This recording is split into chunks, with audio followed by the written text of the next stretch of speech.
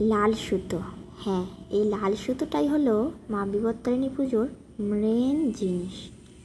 এটা না হলে কিন্তু পুজোই হবে না। তো এটা দিয়েই আমরা বানিয়ে নেব বিপত্তারিণীর ডোর। তো দেখো আমাদের বিপত্তারিণীর ডোর কিন্তু বানানো হয়ে গেছে। তোমাদের দাদাভাই আগের দিনই বানিয়ে নিয়েছিল। তো এর নিয়ম লাল সুতো দিয়ে, এটা 13টা সুতো দিয়ে, 13 সুতো দিয়ে আর 13খানা গিট্টি, এটাই কিন্তু এই পুজোর মেন নিয়ম। আর মধ্যেখানে কিন্তু 13খানা দুলপো দিতে হবে। তো এখানে দুলপোও দিয়ে দেবো। দুলপোও দেখো আমি তুলে নিয়ে এসেছি, গাছের দুলপো মানে ছিল সেটাই তুলে নিয়েছি। আর দুলপোটার মধ্যে 13টা গুনে গুনে দিতে হবে। তো তোমাদের দাদাভাই ডিউটি থেকে এসে এটা আমাকে রেডি করে দেবে, কারণ আগের দিনে না করে রাখলে সকাল থেকে একদমই সম্ভব নয় করার। তো ভোর ভোর আমি উঠেও পড়েছি, অনেক ভোরেই উঠেছি, 4:30 তখন উঠে পড়েছি, কারণ পুজো দিতে যাব। আর প্রচণ্ড ভিড় হয় এই পুজোটাতে। আর আমাদের বাড়ি থেকে মানে অটোতে গেলে 10 মিনিট মন্দিরে যাব। তো উঠে পড়েছি সকাল সকাল। আর আমি সকাল সকাল আর উঠে দেখছি প্রচণ্ড বৃষ্টি হচ্ছে। তার মধ্যে আমি স্নানও করে নিয়েছি, কারণ যেতে হবে, দেরি করলে তো হবে না। ঝিরিঝিরি বৃষ্টি পড়ছিল। তারপর স্নান বান করে নিয়ে আমি ঠাকুরটাকেও পুজো দিয়ে নিলাম, ঘরের ঠাকুরটা জল দিয়ে নিলাম, কারণ কোথাও যাওয়ার আগে ঘরে পুজো না করলে বেরোনোর মানে ইচ্ছা হয় না। তো তার জন্য পুজোটা করে নিলাম। তারপরেই আমি কাপড় বার করে নিলাম রেডি হব বলে। তারপরে আলতা পরবো, সেটাও রেডি করে নিলাম।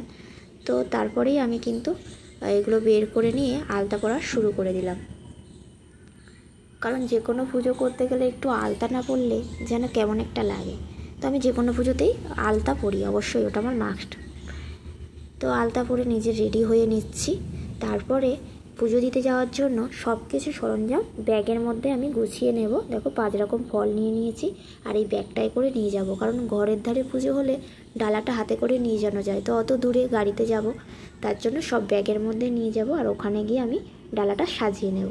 তো তার জন্য এই যে ফলগুলো নিয়ে নিয়েছি, সব কালকে ধুয়ে রেখেছিলাম। এই দেখো তোমাদেরকে দেখিয়েছিলাম, এই যে দুলপো দিয়ে কিন্তু আমার ডোরটা রেডি করা হয়ে গেছে। তো এগুলোও সব নিয়ে নেবো, মোমবাতি, সন্দেশ যা যা আছে সব কিছু আমি ব্যাগের মধ্যে নিয়ে নেবো। আর দেখো আমি রেডি হয়ে বারও হয়ে পড়েছি। আমার যা আর আমি দুজনেই যাব, বাচ্চাদের নিয়ে যাব না, ওরা এখন ঘুমাচ্ছে, অনেকটাই সকাল। আমরা বের হয়েছি তখন ঘর দিয়ে 6:30। আর আমাদের পাড়ার রাস্তায় কেমন জল দেখো, আমাদের অনেক নিচু জায়গা, একটু বৃষ্টি হলেই জল উঠে যায়। তো দেখো জল আমার যা আগিয়েছে, আমি পিছনে। আর অটোতে কিন্তু বসেই পড়েছি। সকালবেলা তো অতটা গাড়ির চাপ থাকে না। তো অনেকক্ষণ দাঁড়ানোর পরে একটা অটো পেয়েছিলাম। তো অটোর মধ্যে দেখো আমি যাচ্ছি, আর পাশে যা বসে আছে, আমরা দুজনেই ছিলাম, অটোটা পুরো ফাঁকাই ছিল সকালবেলা। তো ভালো রাস্তা দিয়ে যেতে যেতে একটু ভাবলাম ভিডিওটা করে নিই, তো একটু ভিডিও করলাম। আর দেখো মন্দিরের চূড়াটা কিন্তু দেখাই যাচ্ছে, একদম রাস্তার সামনেই মায়ের মন্দিরটা। আর মন্দিরে গিয়ে দেখি প্রচণ্ড ভিড়, মানে ভীষণ লাইন। তো আমরা 6:30টার সময় লাইন দিয়েছিলাম, মিনিমাম 1 ঘন্টা 40 মিনিট লাইনে ছিলাম, এতটা ভিড় হয়েছিল। এত সকালে এতটা লাইন ভাবা যায়, কিন্তু দিতে তো হবে, কিছু করার নেই। তাই এটা হচ্ছে মন্দিরের পিছন গেট, এখান দিয়ে বের করা হয়। তো এই দেখো আমরা লাইনে দাঁড়িয়ে আছি, এই দেখো আমি লাইনে দাঁড়িয়ে আছি, কথা বলছি দাদাটার সঙ্গে।